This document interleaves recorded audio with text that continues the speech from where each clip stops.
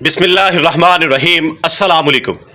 Welcome to animal success YouTube channel. Viewers, मैं हूं राना जैनुल आबिदीन और लोकेशन है जी डिस्ट्रिक्ट विहाड़ी। आज जो है बकरियों के एक अहम इशू के बारे में हम बात करेंगे। इन दिनों में जो ख़ास तौर पे तैयार बकरियां हैं या ताज़ा डिलीवर किया है जिन्होंने, उनको जो इशू आ रहा है, जितनी भी बकरियों ने इन दिनों में डिलीवर किया उनमें तकरीबन मेरे एरिए में 80% जानवरों में ये इशू आया कि उनके हवाने के ऊपर बड़ी ख़तरनाक किस्म की स्वेलिंग हो जाती है, सोजश आ जाती है। तो उसके क्या इम्पैक्ट्स पड़ते हैं, यानी क्या खदशात हैं और कैसे हमने उसको हैंडल करना है, इसके बारे में इस वीडियो में गुफ्तगू करेंगे। मेरे पास ये 3 बकरियों ने डिलीवर किया, तीनों ने ही ये सोजश के मरहले से गुजरी। इसके अलावा मेरे करीबी दोस्त अहबाब में जिन बकरियों ने डिलीवर किया उनमें भी 80% जानवरों में ये इशू आया। तो इसलिए मैंने सोचा कि एक कंप्लीट वीडियो जो है इसके ऊपर कैप्चर कर दें ताकि भाइयों को ये अंदाज़ा हो जाए कि अगर इस तरह की सूरत हाल बनती है तो हमने उसको हैंडल कैसे करना है। सबसे पहले तो ये स्वेलिंग होती तब है जब जानवर आपका तैयार होता है, ज़्यादातर केसेस में, यानी 2-3 दिन पहले ये होती है और आहिस्ता आहिस्ता बढ़ती है जैसे जानवर डिलीवर करता है। और डिलीवरी के 3-4 दिन बाद तक, यानी ये हफ्ता से 10 दिन का प्रोसेस होता है, इसमें ये स्वेलिंग होती है। और ज़्यादातर केसेस में ये स्वेलिंग पानी वाली है, इसमें पानी है। तो ट्रीट आपने ये करना है कि आखिरी दिनों में, ख़ास तौर पे जो आखिरी 15-20 दिन में आपके जानवर इंटर हो चुके हैं, उनको रेगुलर बेसिस के ऊपर एक तो आप काली मिर्च का इस्तेमाल शुरू करवा दें। 1/2 चम्मच आप जानवर को, जिस तरह ये जानवर खड़े हैं, डेली दे सकते हैं। और काली मिर्च का तरीक़ेकार ये है कि आप, बेहतर ये है कि आप उसे नीम गर्म पानी में हल करके जानवर को इस्तेमाल करवाएं। बाज़ दोस्त ये करते हैं कि वो किसी दूध मीठे में चीनी वगैरह डाल उसमें, तो वो मिक्सर ना बनाएं। बेहतर ये है कि आप अकेला इस्तेमाल करें इसको। जब भी किसी चीज़ का हमने बेहतरीन रिजल्ट लेना है तो हम उसको अकेले यूज़ करें तो वो ज़्यादा बेहतर होता है। मोस्टली केसेस में, बाद दफ़ा तो एक नुस्खा होता है, उसका कंपैरिजन किया जाता है, उसकी एक ख़ास परसेंटेज ली जाती है बाकी चीज़ों के साथ, फिर उसको यूज़ किया जाता है। लेकिन ये काली मिर्च के हवाले से मैं कह रहा हूँ कि इसको अकेले इस्तेमाल करें और पानी में इस्तेमाल करें दूध की बजाय, जो है तो वो ज़्यादा बेहतर है। दूसरा, आपने ऐसे जानवरों को आखिरी 10 दिन के अंदर, मैं पहले भी आपको वीडियोस में बताता रहा हूँ, हालिया अभी मैं थोड़ा नीचे से लेके आया हूँ आपको दिखाने के लिए, क्योंकि फिर कुछ दोस्त अहबाब ये पूछते हैं कि ये क्या है। ये पंसारी की आइटम है जी, पंसार स्टोर से आपको मिल जाता है। ये इस तरह का होता है जी, ये ले, ये हालिया है जी, हालों जिसे हम कहते हैं। मैं थोड़ी सी हाथ में उठा के भी आपको करीब से दिखा देता हूँ। ये ले,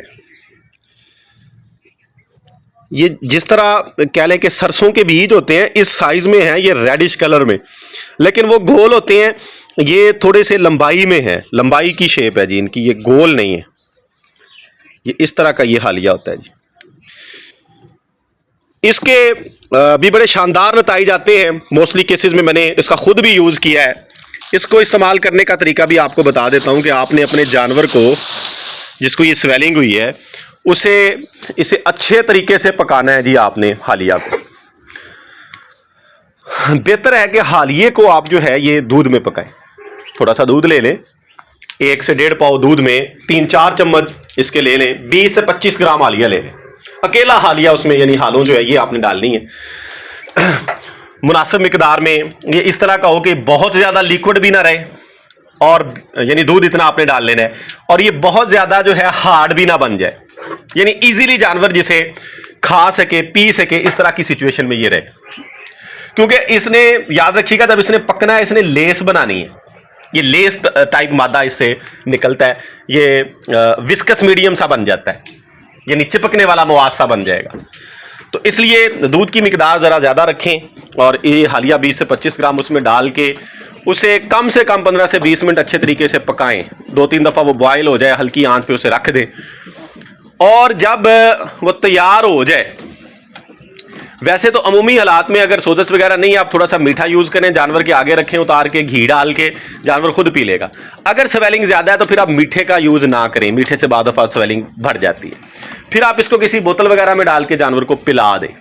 मैं फिर रिपीट कर रहा हूँ कि अगर काबिल बर्दाश्त सोजश है तो आप मीठा डाल सकते हैं। जब जानवर को थोड़ा सा मीठा ऐड करेंगे, जानवर के आगे रखेंगे, जानवर इस मिक्सचर को खुद पी जाएगा। लेकिन अगर स्वेलिंग नाकाबिले बर्दाश्त है, बहुत ज़्यादा मिकदार में हो चुकी है, तो फिर आप उसका इस्तेमाल मीठे का, गुड़ का ना करें। इसको तैयार करके किसी बोतल में डाल के जानवर को मुंह से पिला दें। ये लगातार दें 3-4 दिन, इससे भी अफाका हो जाता है। अब मैं सारी चीज़ें इसलिए बता रहा हूँ कि हर जानवर की कंडीशन दूसरे से मुख्तलिफ होती है। मोस्ट इंपॉर्टेंट चीज़ ये है कि आपने हवाने को टच करना है, देखना है कि इसमें पानी है। उसका तरीकाकार ये है कि आप बारीक नीडल लें, सिरिंज के ऊपर जो बारीक नीडल होती है, सुई जो होती है, वो हल्की हल्की सी ना हवाने में लगाएं। अगर तो पानी हुआ तो पानी निकलना शुरू हो जाएगा, अगर ना हुआ तो खून निकलेगा, ब्लड निकले तो आपने हवाने को पंचर नहीं करना, उसमें सुराख नहीं करने। लेकिन अगर पानी निकले तो आप छोटे छोटे छोटे छोटे सुराख करीब करीब कर दें काफ़ी तादाद में, ताकि उसके बाद उसके ऊपर थैला चढ़ा दें। उससे जो है वो पानी बाहर निकल जाएगा, आप देखेंगे थैला गीला हो जाएगा, शाम तक निकलता रहेगा। इससे भी सोजश जो है वो कम हो जाती है। इंजेक्शन की तरफ आते हैं जी। मेडिकली हमने ट्रीट किस तरीके कार से करना है। सबसे बेहतरीन इंजेक्शन, अगर आपका जानवर कीमती है और उसके स्वेलिंग भी ज्यादा है, तो PPS-LA का इस्तेमाल करें। PPS-LA इंजेक्शन लें, वो अपने जानवर को आप 4 cc लगाएं और उसके साथ 4 cc लॉक्सिन, दोनों इंजेक्शन यूज करें। अगर स्वेलिंग ज्यादा है तो 2 टाइम यूज कर दें PPS-LA को। लॉक्सिन आपने करना ही 2 टाइम है, बेशक कम है बेशक ज्यादा है। PPS-LA की जो हाफ लाइफ है वो 24 आवर बल्कि 48 आवर तक है। लेकिन अगर स्वेलिंग ज्यादा है, आप 2 टाइम इस्तेमाल कर लें, पहले दिन, उसके बाद आप 24 घंटे के बाद। ये 2 से 3 दिन आप लगाएंगे स्वेलिंग, इससे सबसे बेहतरीन रिजल्ट इस इंजेक्शन का है। थोड़ा महंगा है लेकिन ये स्वेलिंग उतार देगा। 7 लॉक्सिन का आप यूज करेंगे।